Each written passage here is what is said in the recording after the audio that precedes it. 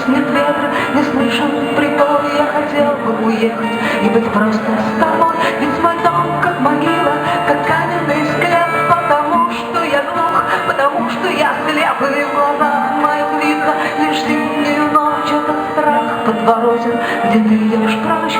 Я искал свое место по следам на снегу, но я понял, что больше так жить не могу. И